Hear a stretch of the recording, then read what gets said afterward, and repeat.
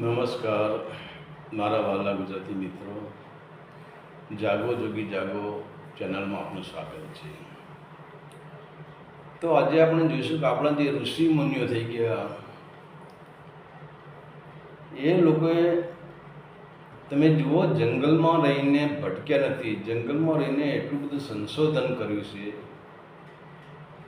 કે એ પૂરા સંશોધનમાંથી એમને નક્કી કર્યું છે કે મનુષ્ય ભલે ધ્યાન ન કરી શકે પણ અમુક મુદ્રાઓ, જેને આપણે યોગ મુદ્રાઓ જેને કહીએ છીએ, તો એવી મુદ્રાઓ બનાવી છે કે જે માણસના જીવનનું પરિવર્તન કરી શકે છે. માણસની જે ઉર્જા જે બહારની તરફ વહી રહી છે, હવે વિચાર કરો આપણી ઉર્જા બહાર ક્યાંથી નીકળે છે.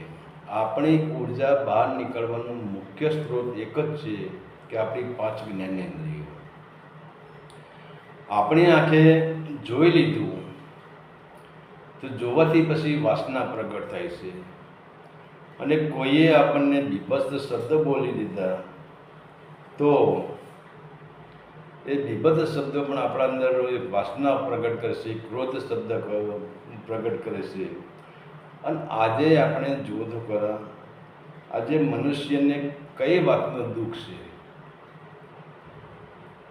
જેટલું રાજાશાહી વખતે સુખ હતું એનાથી ડબલ સુખ અત્યારે છે. અત્યારે ટેકનોલોજી એટલી બધી આગળ વધી જશે કે મનુષ્યને કોઈ પ્રકારનું દુઃખ જ નથી. મનુષ્યને ખોરાકો પણ પહેલાં કરતાં અત્યારના સારા ખોરાકો પણ ઘણા બધા મળી રહે છે. તેમ છતાં પણ આપણે જોઈએ છે કે મનુષ્યની અંદર ભય, ધૃણા, નફરત, ક્રોધ, ચીડિયો સ્વભાવ અને ટેન્શન અને દુઃખ કેમ હોય છે. તમે જુઓ, કોઈ પણ મનુષ્ય, ચાહે ગરીબ હોય, ચાહે મધ્યમ વર્ગનો હોય કે ચાહે અમીર હોય, તમે દરેકના અંદર આ તમને જોવા મળશે. ભય, ધૃણા, હિંસા, ક્રોધ, ટેન્શન, દુઃખ, આદિ વ્યાધિ, ઉપાધિ એ શાંત નહીં હોય. એનું જે ચિત્ત છે એ ચગડોળે ચડેલું હશે. તો આનું કારણ શું? તો તમે જેટલું આપણે સારું ભોજન કરીએ છીએ તો ભોજન આપણને ભરપૂર મળી રહેશે. અત્યારે તો પહેલાંના જેવું તો ક્યાંય છે નહીં. પહેલાં તો અનાજની તંગી પણ પૈસાની તંગી હતી. પહેલાં પૈસો એટલે ગાડાના પૈડા જેવો પૈસો કહેવાતો. ત્યારે માણસ સ્વસ્થ હતા, ત્યારે માણસ તંદુરસ્ત હતા, ત્યારે વીરાઓ પેદા થતા હતા, સુરવીરો પેદા થતા હતા, સાધુઓ પેદા થતા હતા, સંતો પેદા થતા હતા, દાતારો ત્યારે પેદા થતા હતા. અને આજે મનુષ્યથી એને જ છે. તો મનુષ્યનું પરિવર્તન કેમ થઈ ગયું? તો કહેવાય છે કે આપણે જે અનાજ આપણે જે લઈએ છીએ, આપણે જે ભોજન કરીએ છીએ, એની જે અંદરથી ઉર્જા થાય છે, હવે અંદરથી જે ઉર્જા થાય છે કે આપણું તેજ. હવે આપણું તેજ એટલે કયું તેજ? ભોજનમાંથી એક વીર્ય શક્તિ બને છે, ભોજનમાંથી રક્ત બને છે, હાડકાં બને છે, માંસ બને છે, ચરબી બને છે, અને એમાંથી છેલ્લે એમાંથી જે ઘટક જે બહાર પડે છે, જેને ચરબીના અંદરથી જેમ આપણે ભેંસને દોઈએ તો અંદરથી એના અંદરથી દૂધ નીકળે, એમ આપણે હવે દૂધ કઈ ભેંસના ઓચરમાં તમે જુઓ, જ્યારે દોવા બેસો ત્યારે જ દૂધ બને છે. માના સ્તરમાં દૂધ ક્યારે બને? એ ચરબીમાંથી દૂધ બને છે. એવી જ રીતે ચરબીમાંથી આપણી ઉર્જા બને છે, જેને આપણે વીર્ય શક્તિ કહીએ છીએ, જેને ઉર્જા કહીએ છીએ. એ ઉર્જા એ ચરબીમાંથી જ બને છે, શરીરમાંથી જ બને છે, ખોરાકમાંથી જ બને છે. પણ હવે આપણી આ ઉર્જા છે, એ ઉર્જા આપણા શરીરમાં ટકી શકતી નથી. આપણા શરીરમાં સંગ્રહ એનો થઈ શકતો નથી. કારણ કે એ ઉર્જા છે, અને એ ઉર્જાને તમે જો ધારો તો એ જ ઉર્જાથી તમે વિરાટના દર્શન કરી શકો છો. કારણ કે આપણે જોઈએ કે બીજ એક નાનું જ હોય છે, અને એ જ નાના બીજને આપણે ધરતીમાં દબાવી દઈએ છીએ તો એ જ બીજમાંથી એક અંકુર ફૂટે છે. અને તમે જુઓ, એ અંકુર ફૂટ્યા પછી અંકુર આકાશ તરફ યાત્રા કરે છે. અને એક સમય એવો આવે છે કે એ અંકુર, એક નાનું બીજ મરી જાય છે, પણ એના અંદરથી એક વિરાટ વૃક્ષનો જન્મ થાય છે. અને પછી એ વિરાટ વૃક્ષ અસ્તિત્વમાં ફાલી જાય છે. અને પછી એને મોસમ આવે, એને ફળ પણ લાગે છે, એને ફૂલ પણ લાગે છે. અને તમે જુઓ, એ વૃક્ષ ઉપર અસંખ્ય પક્ષીઓ પછી કલરવ કરતા હશે, આનંદ કરતા હશે. તો આ બધું ક્યારે શક્ય બને? કે જ્યારે બીજ મટી જાય પછી. તો પછી હવે બીજ મટી ગયા પછી એ વૃક્ષ બની ગયું, એની મોસમ પણ આવી ગઈ, એને ફૂલ પણ લાગી ગયા, એને ફળ પણ લાગી ગયો. ત્યારે કહેવાશે કે આપણી જે આ શક્તિ છે, આપણી જે ઊર્જા છે, એ 5 જ્ઞાનેન્દ્રિયો દ્વારા એ બહાર નીકળી જાય છે. અને પ્રાચીન વિજ્ઞાનમાં પણ એક આ સાધુએ, સંતોએ, જે ઋષિમુનિઓએ, જે ઋષિમુનિઓ જંગલમાં જીવન વિતાવ્યું, એવા ઋષિમુનિઓએ એક નક્કી કર્યું છે. જે પ્રાચીન, જે આપણા જૂના ઋષિ થઈ ગયા, જેને આપણને ગ્રંથો બનાવ્યા, વેદ બનાવ્યા, વેદોની રચના કરી, આવા ઋષિમુનિઓએ આપણી શરીરની પણ શોધ કરી છે. અને આપણા શરીરની અંદર એવી ઉર્જા બ્લોક થઈ જાય તો એને ઉપર કેવી રીતે ચડાવી, જેને આપણે સાદી ભાષામાં એક્યુપ્રેશર કહીએ છીએ. તમે જુઓ, જ્યારે એક્યુપ્રેશર તમારું માથું દુખે, તમે આમ કરો, અહીંયા દબાણ આપો તો તમારું મસ્તક, તમારો માથાનો દુખાવો ઓછો થઈ જાય. અહીંયા તમે 2 બાજુ દબાવો, તમારા માથાનો દુખાવો ઓછો થઈ જાય. તો પછી બીજી તમે તમારા કંઈ સ્નાયુમાં દુખાવો હોય તો તમે આ 5 આંગળીઓને આમ કરો તો તમારો દુખાવો ઓછો થઈ જાય. તમારા મગજની અંદર કંટ્રોલ ના રહે તો તમે આમ હાથમાં આમ કરો તો એનો ઓછો થઈ જાય. આ બધા એના નિશાન છે, એના પોઈન્ટ છે. તો આપણા સાધુ સંતોએ જીવન બરબાદ નથી કર્યું, આપણા માટે ઘણું બધું આપીને ગયા છે. એમ જ કહેવાશે કે આપણી જે યોનિનો જે આપણી જે ઉર્જા છે એ બહાર વેઠવાઈ રહી છે. અને આના માટે એક જ એવી છે કે યોનિ મુદ્રા. હવે યોનિ મુદ્રા એક એવું છે કે એ અનંત બ્રહ્માંડ, એની શક્તિ છે. એની શક્તિનું તમને પ્રદર્શન કરી બતાવે છે, એની ઉર્જા તમને આપી શકે છે. તો યોનિ મુદ્રા છે એ બ્રહ્માંડની શક્તિની આખી, તમે યોનિ મુદ્રાથી બ્રહ્માંડની શક્તિને તમે જાણી શકો છો. હવે આને યોનિ મુદ્રા કેમ કહી? યોનિ એટલે તમે જુઓ, યોનિની અંદર જ્યારે માતાનું અને પિતાનું મિલન થાય છે, અને ત્યારે માના ગર્ભની અંદર જ્યારે બૂંદ ઠેરાય છે, અને જ્યાં સુધી એ બાળકનો જન્મ થતો નથી ત્યાં સુધી તમે જુઓ, એ માની ગર્ભની અંદર એ બાળકને શું ટેન્શન હોય છે? બાળકને કોઈ તકલીફ નહીં, આદિ વ્યાધિ ઉપાધિ રહિત હોય છે. એના અંદર કોઈ ધર્મ હોતો નથી, એના અંદર કોઈ જ્ઞાતિ હોતી નથી, એના અંદર કોઈ સમાજ હોતો નથી, એના અંદર કોઈ પરિવાર હોતો નથી. એના અંદર માનવપણું પણ એનામાં હોતું નથી. એ ટાઈમે એ ખબર નહીં કે હું માનવ છું. ફક્ત એક શુદ્ધ આત્મા જ હોય છે. અને જેમ આપણે જોઈએ કે ક્ષીરસાગરમાં ભગવાન વિષ્ણુ જ્યારે તરી રહ્યા હોય છે, એવી જ રીતે માતાના ગર્ભના અંદર અને જેટલું સાગરનું પાણી ખારું હોય છે, એટલું જ માતાના ગર્ભનું પાણી ખારું હોય છે. અને એ પાણી ઉપર બાળક, જેમ ભગવાન વિષ્ણુ તરી રહે છે, એમ એ બાળક તરી રહેતું હોય છે. અને હવે આ યોનિ મુદ્રા છે આપણને ક્યાં લઈ જાય છે? કે આપણું શરીર 5 તત્વથી બનેલું છે, અને 5 તત્વમાં એક પણ તત્વની ઉણપ હોય તો શરીર સંપૂર્ણ રીતે બની શકતું નથી. તો શરીરને બનાવવા માટે 5 તત્વના સહયોગની 100% જરૂર છે. તો હવે એ 5 તત્વના સહયોગની જરૂર છે. એમાં આપણા શરીરની અંદર 5 તત્વ એ આપણી 5 આંગળીઓના 5 તત્વ છે. તો આપણે આપણો જે અંગૂઠો છે, જે અગ્નિ તત્વ છે, આપણી જે આંગળી છે એ જે વાયુ તત્વ છે, પછી આપણી મધ્યમાં આંગળી છે એ આકાશ તત્વ છે, અને આપણી જે ત્રીજી આંગળી છે એ પૃથ્વી તત્વ છે, અને આપણી જે છેલ્લી આંગળી છે એ જળ તત્વ છે. તો હવે પહેલાં જોઈએ કે આકાશ, અને ત્યાર પછી આવે છે વાયુ, અને વાયુ પછી આકાશ, વાયુ, અગ્નિ. તો આ આપણા 5 તત્વ છે, આપણું 5નું મિલન છે. હવે આ 5 તત્વનો સહયોગ આપણે કરતા જ નથી. કે આજે આપણે જોઈએ કે આપણા ગુરુઓએ, આપણા ધર્મગુરુઓએ આપણને અવળા રવળા ચડાવી દેવા કે અમુક મુદ્રાઓ એ આપણા સુધી પહોંચી જ નથી. અમુક જે આપણા શરીરની ઉર્જાને ઉપર ચડાવવાવાળી જે મુદ્રાઓ છે એ મુદ્રાનો તો આપણને કોઈ ગુરુ પણ અનુભવ કરાવતા નથી, કોઈ સાધુ સંતો પણ અનુભવ કરાવતા નથી. કેમ કે એ લોકોની અંદર એક ભય છે કે જો આપણે આ યોની મુદ્રા લોકોને સાથે જાહેર કરી દઈએ અને લોકો યોની મુદ્રામાં પહોંચી જાય અને યોની મુદ્રાનો પીરિયડ શરૂ કરી દે, તો પછી એમના ધંધાનું શું?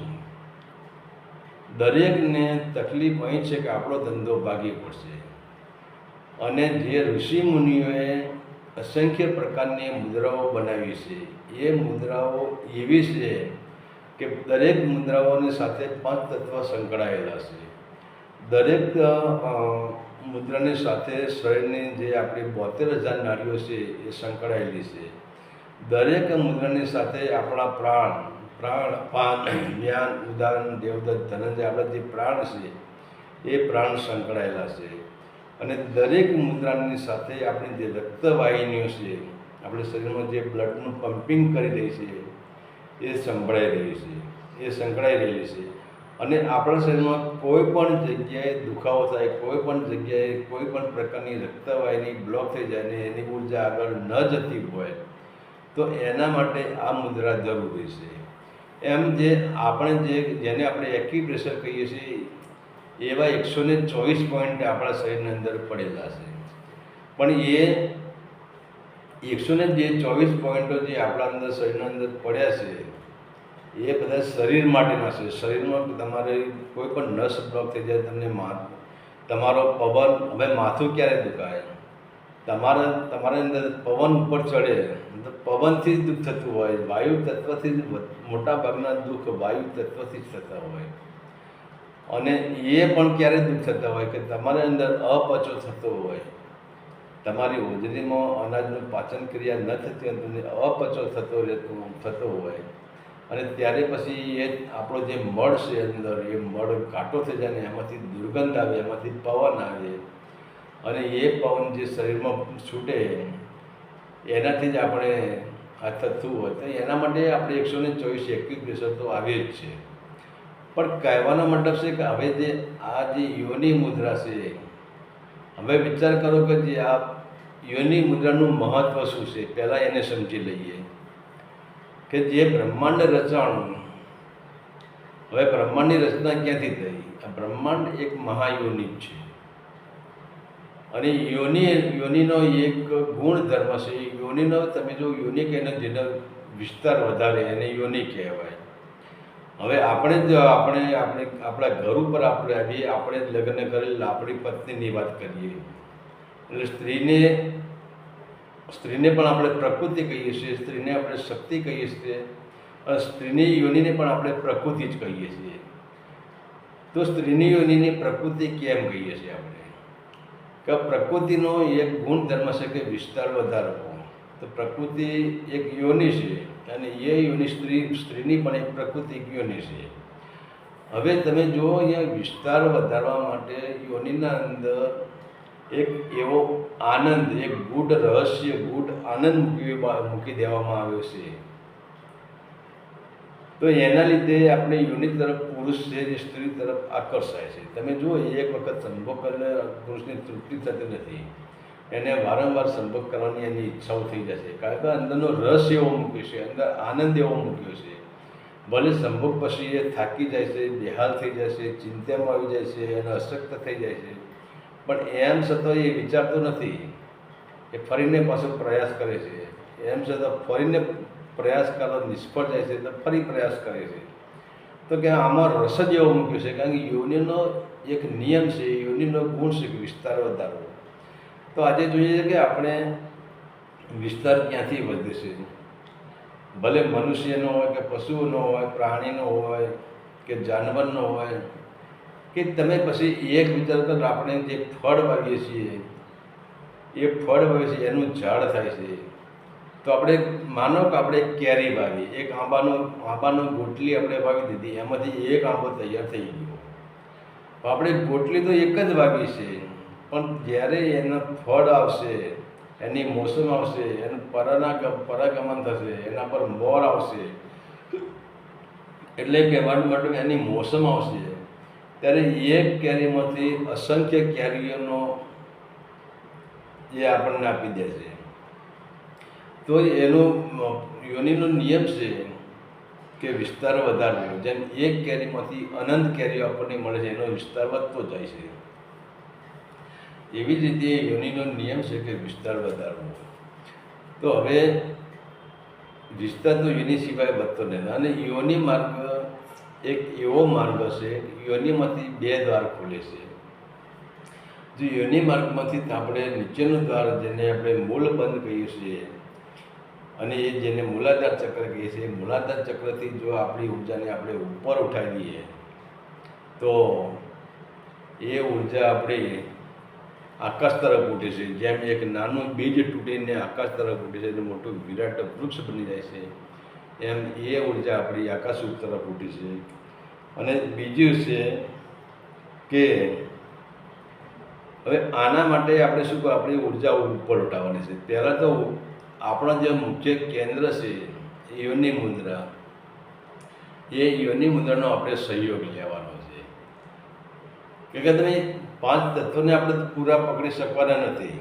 આપણે ધરતીને, અગ્નિને, વાયુને, જળને, આ બધાને આપણે મિક્સ તો કરી શકવાના નથી.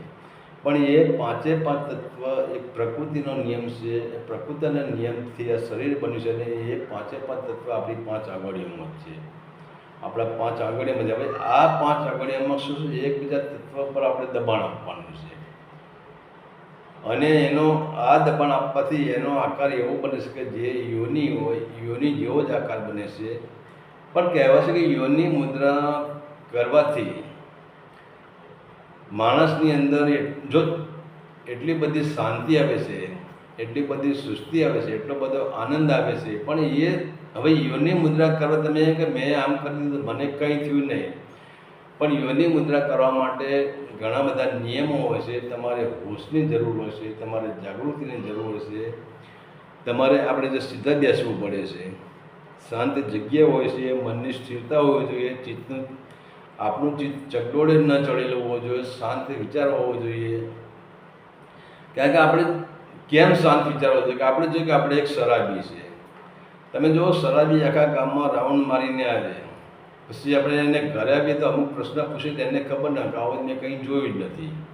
એટલે જ્યાં સુધી આપણી અંદર બેભાન અવસ્થા હશે, જ્યાં નશામાં આપણે હશું, સમાજના નશામાં, સંસારના નશામાં, કે સંપત્તિના નશામાં, કે બીજા કોઈ પ્રકારના નશામાં આપણે હશું, કામમાં હશું, ક્રોધમાં હશું, મોહમાં હશું, કોઈ પણ નશામાં આપણે હશું, તો યોનિ મુદ્રાનો જે આપણને લાભ છે એ લાભ નહીં મળી શકે.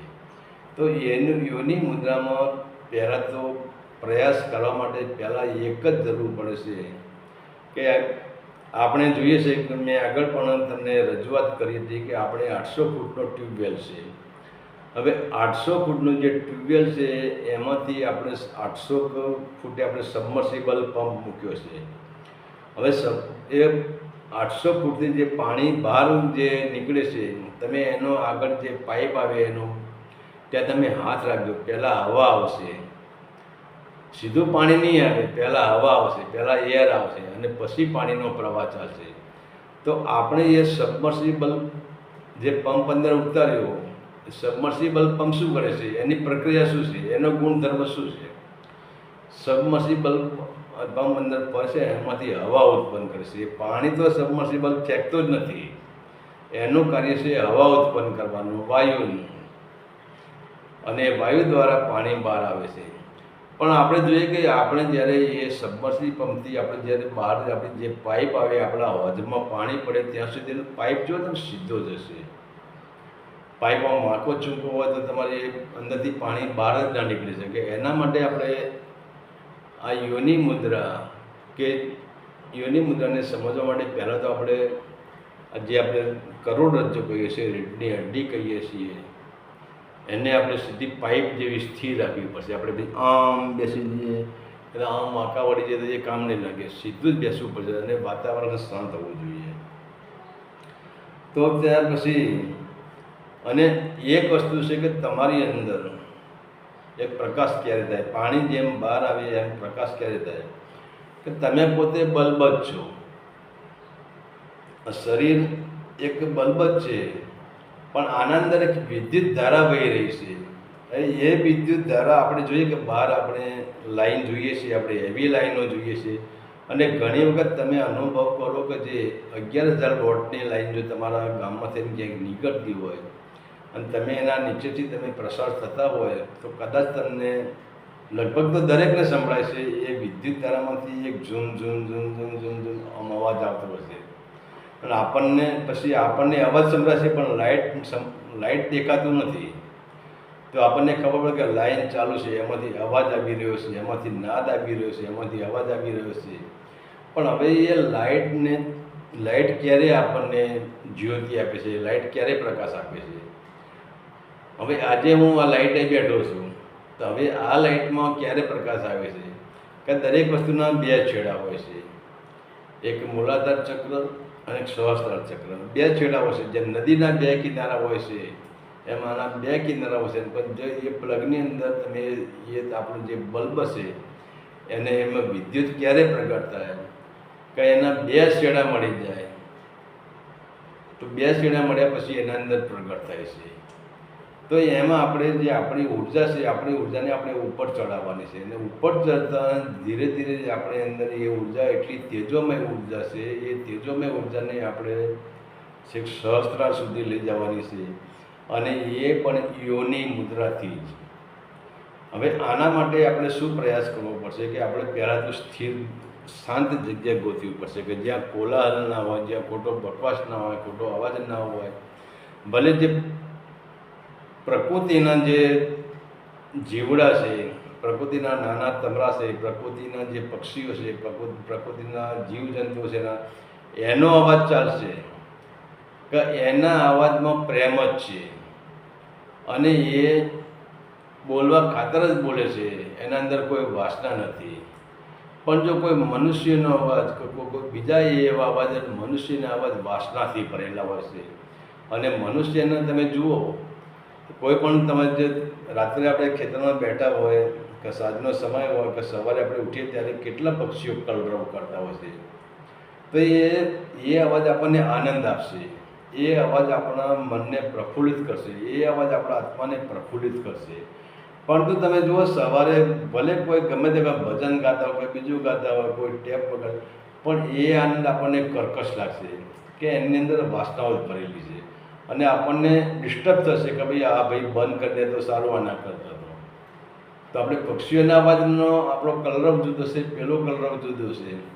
એમ આપણે શાંત વાતાવરણ પકડી લેવાનું છે અને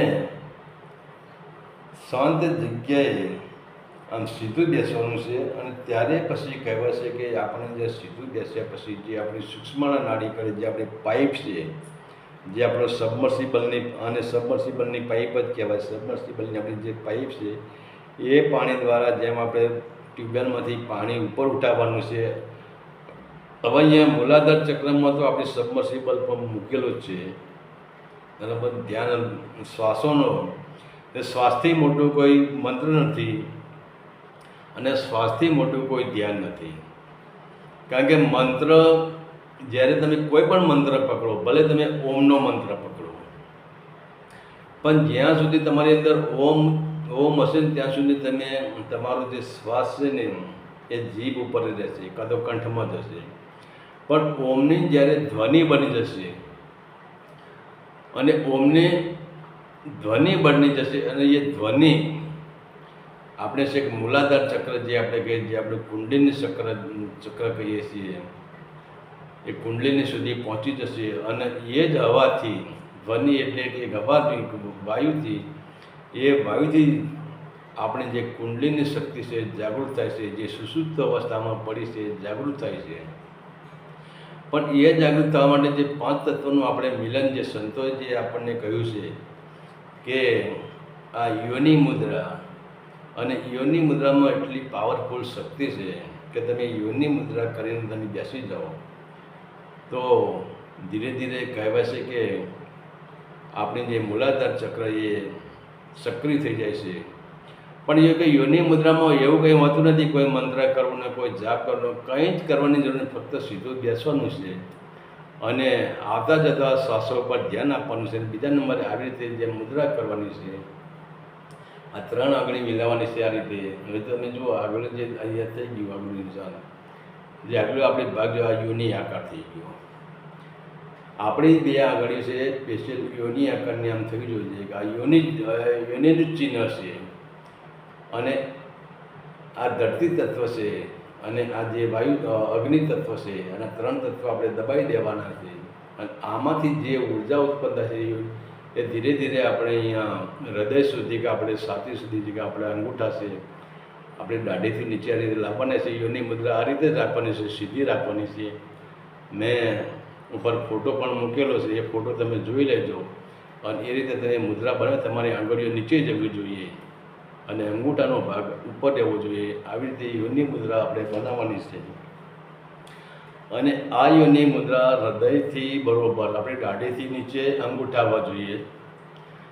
અને જે યોનિનો ભાગ છે કે જે નીચેનો ભાગ છે એ આપણા હૃદય સુધી આવવો જોઈએ.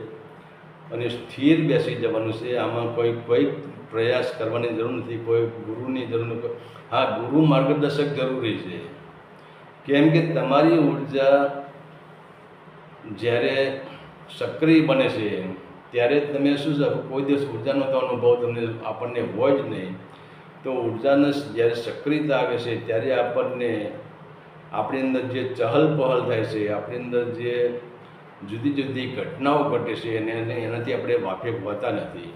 અને એ કારણે આપણે ગુરુને, જો જીવંત ગુરુ હોય તો આપણે એને પૂછી શકીએ કે ગુરુજી, અને એ પણ ગુરુ સ્વ-અનુભવી હોય તો જ આપણે પૂછી શકીએ.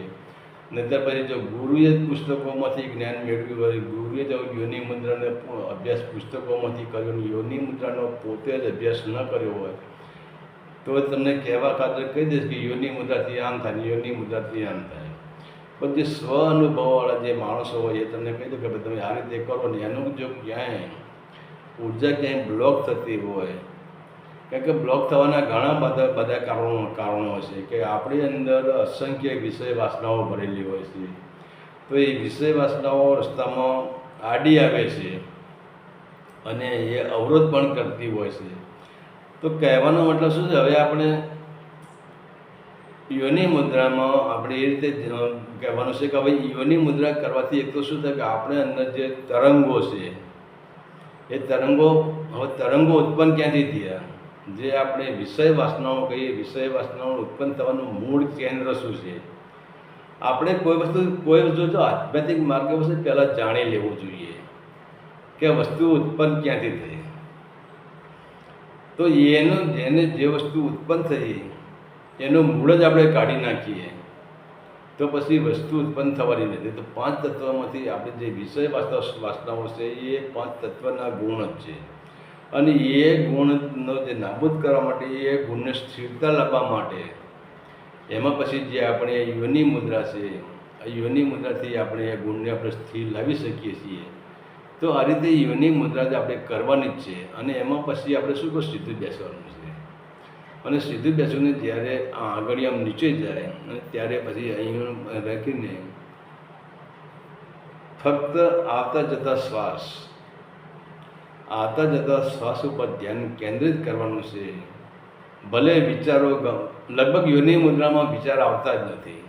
અને ભવિષ્યમાં જો તમારા અંદર વિષય વાસનાનો આવરણ વધારો તો કોઈ વિચાર આવી પણ જાય, લગભગ તો વિચારની તમે પ્રયત્ન કરજો, વિચારની ટકાવારી ઘટી જશે. અને ભવિષ્યમાં વિચાર આવી જાય તો વિચારના પ્રવાહમાં ખેંચાઈ જવાનું નથી. જેમ આકાશમાં વાદળો આવે છે ને આપણે વાદળ પાસે દોડતા નથી, વાદળ આવે તો હટી જાય, હટી ગયા પછી સૂર્યનો પ્રકાશ થવાનો જ છે. તો વાદળ સાથે આપણે દોડવાનું નથી. એવી રીતે વિચાર સાથે આપણે દોડવાનું નથી, વિચારને પકડી લેવાના નથી. વિચારને જ્યાં જવું હોય ત્યાં જવા દેવો, એક આવે કે બીજો આવે કે ત્રીજો આવે. પણ ધીરે ધીરે યોનિ મુદ્રામાં વિચારનું આવરણ લગભગ તો હટી જ જાય છે. પણ ન આવે ને ક્યાંક વિચાર આવી જાય તો એને પકડવાની કોશિશ કરવાની નથી, એના પાછળ દોડવાનું નથી. અને ધીરે ધીરે યોનિ મુદ્રામાં તમે પ્રેક્ટિસ કરો કે જેટલા તમે આવતા જતા શ્વાસ ઉપર ધ્યાન આવે. પછી એ બધા કે સોહમ, કંઈ જીભમાંથી કોઈ શબ્દ કાઢવાનો નથી, ઓમકારને યાદ કરવાનો નથી કે સોહમને યાદ કરવાનો નથી. જે નિષ્ક્રિયપણે જે બને છે એને જોઈ રહેવાનું છે, એના સાક્ષી બની જવાનું છે, એના દ્રષ્ટા બની જવાનું છે. યોનિ મુદ્રામાં બેઠા પછી એમ નહીં કે હું સોહમ બોલું ને ઓમ બોલું ને આમ કશું કામ આ રીતે આમ સીધા બસ બેસવાનું છે, બંને આંખો બંધ કરવાની છે અને આ રીતે આવતા જતા જે આપણા શ્વાસ છે એના પર ધ્યાન આપવાનું છે. અને આ યોનિ મુદ્રાનો સમય શરૂમાં શું તમારી આંગળીઓમાં અહીં પ્રેક્ટિસ ન માટે શરૂમાં અહીંયા કડતર થાય, અહીંયા દુખાવો થાય, આંગળીમાં ખાલી ચડી જાય, ઘણા બધા કારણો બને. પણ ધીરે ધીરે પ્રેક્ટિસ કરશો તો 10 મિનિટ, 15 મિનિટ, 20 મિનિટ, 25 મિનિટ કે કલાક સુધી તમે બેસી શકશો. પણ કહેવાય છે કે આ યોનિ મુદ્રામાં એટલો પાવર છે કે તમારી ઉર્જાને વીટો પાવર મળી જાય છે. અને આ વીટો પાવર એવો છે કે તમે એક નાની પાઇપથી પાણી ખેંચો અને 4ના પાઇપથી પાણી ખેંચો, આટલો આમાં ફરક પડી જાય છે. કારણ કે આ યોનિ મુદ્રા 5 તત્વનું બંધન છે, 5 તત્વનું કંટ્રોલર છે. તો 5 તત્વના કંટ્રોલરમાં આવ્યા પછી આપણી ઉર્જા, જે આપણી 5 જ્ઞાનેન્દ્રિયો છે, જે આંખ, નાક, કાન, મુખ અને શરીરની ત્વચા, અને આપણી ઉર્જા જેનાથી બહાર નીકળી જાય છે, આપણી ઉર્જા બહાર પ્રવાસ કરવાનો, બહારનો પ્રવાસ છે. કે આંખથી આપણે જોઈએ તો વિકાર ઉત્પન્ન થાય છે, કાનથી સાંભળવાથી વિકાર ઉત્પન્ન થાય છે, એ બીભત્સ વાણી બોલવાથી કે કોઈને બીભત્સ સાંભળવાથી જે થાય છે, સ્પર્શથી આપણને વિકાર ઉત્પન્ન થાય છે. આ બધા વિકારોને સમાવવા માટે અને આ જે 5 જ્ઞાનેન્દ્રિયો આપણી સ્થિર થઈ જાય તો યોનિ મુદ્રા આપણી 5 જ્ઞાનેન્દ્રિયોને કંટ્રોલમાં કરવા માટેનો એક જબરજસ્ત પ્રયોગ છે. અને 5 જ્ઞાનેન્દ્રિયો જો આપણી કંટ્રોલમાં આવી જાય, ભલે આંખ જુએ તો આપણે આંખ ફોડી નાખો, આંખે પાટા નથી બાંધી દેવાના, કાનમાં રૂ નથી કાઢી દેવાનું, કોઈનું સાંભળવું, નાકમાં કંઈ શ્વાસ નહીં લે એવું નહીં કરવાનું. પણ કહેવાનો મતલબ આપણી આંખની, આપણે જ્યાં છે આપણી યોનિ મુદ્રામાં નથી. તો આપણે કોઈ સુંદર સ્ત્રી જોઈ લીધી, આપણી આંખે કોઈ સુંદર સ્ત્રી જોઈ લીધી, તો જ્યારે આપણે આપણી ઉર્જા નીચેની તરફ છે ત્યારે શું કહે છે, આંખમાં સ્ત્રીની પ્રત્યેની વાસના જાગશે, એનો ભાવ જાગશે, એને ભોગવવાની ઈચ્છાઓ થશે. તો આંખથી થયું. પછી બીજા નંબરે કાનથી આપણે કોઈ અપમાન કર્યું, આપણે કોઈ બદનામી કરી, આપણા વિરુદ્ધની કોઈ વાત કરે છે એ શબ્દ આપણે કાનથી સાંભળી લઈએ. પણ જો આપણી ઉર્જા સ્થિત પ્રજ્ઞ સ્થિતિમાં નહીં હોય, આપણી 5 જ્ઞાનેન્દ્રિયો છે એને આપણી યોનિ મુદ્રાથી કંટ્રોલ નહીં કરી હોય, તો પછી કોઈ તમને ગાળે, તમે એને 10 ગાળો દેવાના, તો પછી પરિણામ શું આવવાનું? પણ યોનિ મુદ્રા એક એવી વસ્તુ છે કે એ યોનિ મુદ્રા શું કહે છે કે ચલો ભાઈ, લેટ ગોની ભાવના કરો, એને ક્ષમા કરો, એને દયા કરો. યોનિ મુદ્રામાં દયા, પ્રેમને, કરુણા અને ક્ષમા, આ બધું યોનિ મુદ્રામાં પડેલું છે. એટલે તમારી અંદર, તમારી આંખો કોઈ સુંદર સ્ત્રીને જુએ તો તમને તમારા હૃદયમાં યોનિ મુદ્રામાં તમે ગયેલા છો, તમને એમ લાગશે કે શું પરમાત્મા, તું કેટલો સુંદર છે. એમાં સ્ત્રી તત્વ નહીં આવે, પછી એમાં પરમાત્માનું રૂપ જ આવશે. લાલી મેરે લાલ કી જીત દેખુથી લાલ, લાલી દેખા મેં ચલી તો મેં બી હો ગઈ લાલ. તમે દરેક જગ્યાએ સુંદરતા જોશો તેમાં પરમાત્માની લાલી દેખાશે. અને તમે સ્વયંને સ્વયં, હવે પોતે પોતાને ક્યાંથી ગાળી શકે, પોતે પોતાનું અપમાન ક્યાંથી કરી શકે? તો કહેવાનો મતલબ છે કે આ યોનિ મુદ્રામાં આવા તો અસંખ્ય આપણા ફાયદા છે. અને જે આપણી જે મહા ઉર્જા, જે આપણો કોહિનૂર હીરો છે, જે આપણું ઓરિજિનલ સંપત્તિ છે અને એ ઓરિજિનલ સંપત્તિ જે જગતની તરફ ફેંકાઈ રહી છે 5 જ્ઞાનેન્દ્રિયો દ્વારા, અને એ સંપત્તિને આપણે કંટ્રોલમાં કરવી તો આ યોની મુદ્રાની આપણે જરૂર છે. હરિ ઓમ તત્સત. આદેશના પ્રણામ.